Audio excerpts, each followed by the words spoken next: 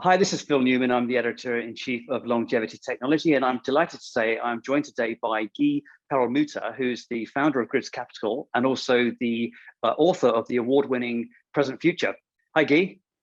Hi, Phil. Thanks for having me. Oh, a pleasure. And Guy, your book is talking about a lot of things associated with transformation of the modern world through technologies that are going to support transitions in society, the economy, and the environment. So how do you see the speed of change now starting to contribute into the deep tech revolution that obviously you're an active investor in as well? Right. So I think if you consider the arc of history and you look at the history of civilization, it's always been about technology, right? Technology has been the key driver for civilization to move forward. And I think the biggest difference that we are experiencing in our lifetimes is not, the fact that change is happening, because change has always happened. But to your point, I think it's all about the speed, the pace with which we are experiencing that change. The technologies that are now available to us, the building blocks of basic technologies that are now affecting all of our lives, they have been evolving consistently over the last few decades. And this allows us to envision a world where the speed, the transformation that all of us are going to experience in our lifetimes is going to continue to increase and to accelerate. Okay, so in terms of the work that we cover in our publication, very focused on the complexities of the human body and longevity. So we're seeing an interesting combination of what's happening in nature and how technology is looking at nature. So are you seeing there's an element of deeper learning associated with what you're looking at in terms of algorithms and the driver technology advantages combined with the laws of nature? 100%. I think that life sciences in general, in its many flavors, are probably one of the key areas where we're going to continue to witness massive developments over the next few decades, because life sciences is sitting at the intersection of a number of converging technologies, right? You have machine learning, to your point, you have big data, you have the deeper understanding of how biology is working at the cellular level, at the molecular level. So you can see that there's an explosion of new companies that, they range from telehealth to diagnostics to therapeutics to genomics, to big data analytics, to drug development. So all those areas, they're particularly well positioned to benefit from this massive convergence of technologies that are going to continue to push life sciences into the future. So as we look at life sciences and the personalization that's associated with life sciences, we've been very interested in what's been happening both in therapeutics, but also even in the supplement space, as what's happening in terms of new discoveries and new compounds that are coming out into the marketplace, and of course the biomarkers that are there to track progress associated with that. Do you see that we're going to get to the point where we have a zero-click approach to personalized medicine and healthcare? Right. So the zero click approach, which is a very interesting concept, has to do with you getting something that you didn't even know you need in the first place, right? So you don't need to take any action. The action is coming to you. And this is roughly inspired on the Amazon's one-click purchase button that all of us are familiar with. A few years ago, Amazon went out and they patented the zero-click button, which would be you're getting your purchases without actually buying them. You're just getting them because the algorithm that is running behind the scenes knows that you need them. So when it comes to health, when it comes to our body and our the working of our body, there are a number of indicators that can now be adequately monitored by sensors, either internal or external. And if you combine that, wealth of information with the appropriate algorithms, you can, to your point, bring actions before you even realize that you have an issue. So as we know, a number of conditions that are very harmful to our health in the long term, they start out in a very quiet, very silent manner, and we have very little way to detect that.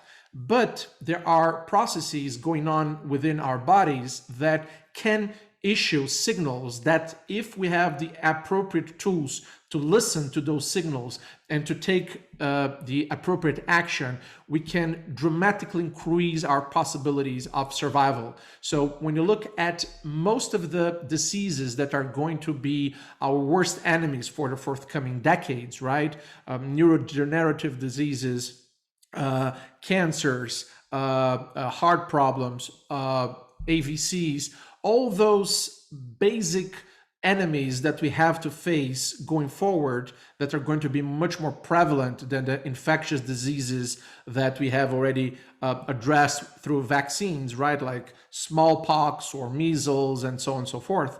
Those are diseases that are going to be perfectly suited for that particular technology, where you'll be constantly monitoring your body, trying to listen for the signals that are going to trigger a specific treatment. So hopefully that will contribute to further increase our life expectancy in the next few decades. Very good. And again, we're very focused, as you know, on the meeting between startup tech and the investment community. So, of course, the biotech industry is very endpoint focused, very disease focused, as is the healthcare focus associated with all healthcare systems around the world. With that, do you feel that because of the infrastructure that exists at this stage, that we may be in a position where we may miss the opportunity of longevity because we haven't really got the concept yet globally that actually mitigating disease before it happens is really what we need to be doing technically and financially?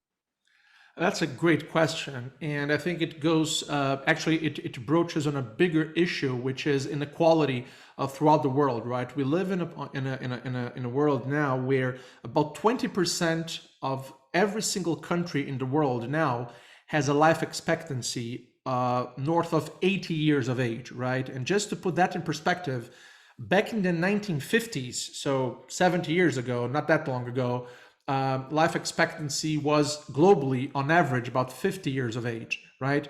Now globally we're at about 74, 75 years of age.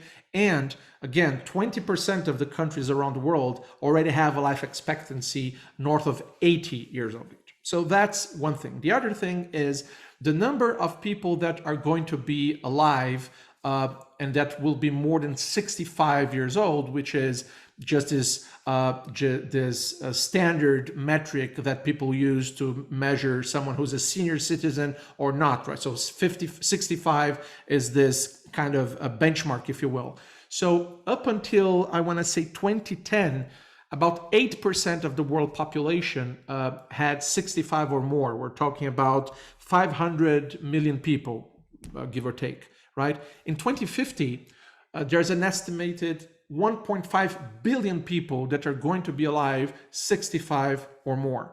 And that will make probably a change in mindset where you'll have people, all the world population pyramids are now changing. You don't see many countries with a very broad base with young people and a very small percentage of older people. Now most of the pyramids around the world, the population pyramids, are shaped more like a barrel of sorts, and some of them are actually inverted. If you look at Japan, for instance, there's twice as many elderly citizens than young teenagers or young children. So I don't really believe that we're going to miss on that opportunity, but I definitely think that there are risks of people, losing the forest for the trees, in the sense that we have a trend that has been going on for more than 150 years, which is, life expectancy is increasing, right? Between 2000 and 2016, in only 16 years, life expectancy was increased by 5.5 years, which is massive. And I think that these trends are very hard to be stopped. And I think that for, due to the work of many people and yourself included, there is this increasing awareness that the massive opportunity in life sciences, this opportunity that all of us have to live longer and healthier lives, I think they are going to propel this particular trend well into the future. So I'm not really concerned that we're going to miss out on that, because all of us are so invested, so interested in living longer and healthier lives. Great. Okay, so there's a lot of discussion about longevity, escape velocity, the Methuselarity, the singularity. So there are a lot of things that we're very keen on as enthusiasts in the space. Do you feel that as a sector, we are in danger of overestimating what we feel is going to be short-term progress, actually, but underestimating what the long-term progress may be? Your book is very visionary. So how do you see the realities of lifespan as we're experiencing it now transcending perhaps into the long term? That's a great question. There's a psychologist, a North American psychologist, Lick Litter. He back in the 1960s, he wrote a fantastic book called Libraries of the Future. And he says that we as a species, humans, we tend to overestimate what we can achieve in 1 year, but we underestimate what we can achieve in a decade. And I think that is very much what happens when we look into technology, when you look not necessarily only into life sciences, but as I talk about many disruptive technologies in my book, virtual reality and robotics and machine learning and aerospace and energy, there's this common thread that connects all those technologies, which are, the very hyped expectations we have for the short term once this technology comes out of the lab or comes into the real world, and people feel it's going to be an overnight success, right? And all of us that have been working with science all our lives, we know that there's no such thing as an overnight success, right? These are decades in the making. And what I think is going to happen is that we are now going to witness, going forward, a flurry of developments in the medical world, from robotics into the surgery room, to telemedicine, to AI and computer vision doing drug discovery, to senolytics, going into the treatments for, longevity and healthier lives. That I expect that a lot of the hype is actually going to be able to differentiate between the technologies that are still in their infancy and that have to be tested and validated versus the ones that are already accessible. And there is, I think, a very good example that we can now point to, right? I mean, if we look at the research that was done on mRNA over the last few decades, it culminated with the development of this incredibly efficient and safe vaccine against COVID-19 that, a lot of us are now carrying inside our bodies. Our bodies are now actively manufacturing antibodies against COVID-19 that was instructed through this mRNA bit of information that was coded into a vaccine that from beginning to end took about 363 days to be into people's arms.